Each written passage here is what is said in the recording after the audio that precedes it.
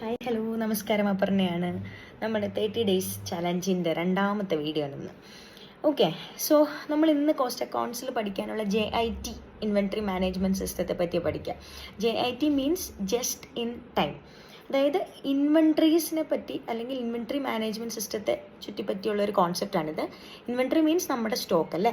അപ്പോൾ zero inventories in store എന്ന് പറയുന്ന ഒരു കോൺസെപ്റ്റിലാണ് ഇത് വർക്ക് ചെയ്യുക. വിച്ച് മീൻസ് നമ്മൾ നേരത്തെ ഒന്നും വാങ്ങി വെക്കുന്നില്ല. എപ്പോഴാണോ കസ്റ്റമേഴ്സിൻ്റെ അടുത്ത് നിന്ന് നമുക്ക് പ്രൊഡക്റ്റിൻ്റെ ഡിമാൻഡ് വരിക, അപ്പോൾ നമ്മൾ പ്രൊഡക്ഷൻ സ്റ്റാർട്ട് ചെയ്യുന്നു. എപ്പോഴാണോ പ്രൊഡക്ഷൻ സ്റ്റാർട്ട് ചെയ്യുക, അപ്പോൾ റോ മെറ്റീരിയൽ പർച്ചേസ് ചെയ്യുന്നു. ഇതാണ് demand pull through system of management അല്ലെങ്കിൽ JIT. ഇങ്ങനെ 3 പേരുകളിൽ അറിയപ്പെടുന്ന ഇതിൻ്റെ ഒരു കോൺസെപ്റ്റ് എന്ന് പറയാം. അപ്പോൾ അതായത് ഇതിനകത്ത് 2 പ്രിൻസിപ്പിൾസ് ആണുള്ളത്. ഫസ്റ്റ് വൺ ഈസ് എപ്പോഴാണോ പ്രൊഡക്റ്റിന് ഡിമാൻഡ് വരിക, അപ്പോൾ പ്രൊഡക്ഷൻ സ്റ്റാർട്ട് ചെയ്യുന്നു.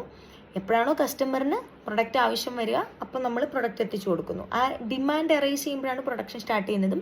പ്രൊഡക്ഷൻ സ്റ്റാർട്ട് ചെയ്തതിന് ശേഷമാണ് നമ്മൾ റോ മെറ്റീരിയൽ പർച്ചേസ് ചെയ്യുന്നതും. എന്തിനു വേണ്ടിയിട്ടാണ് ഇങ്ങനെ ചെയ്യുക?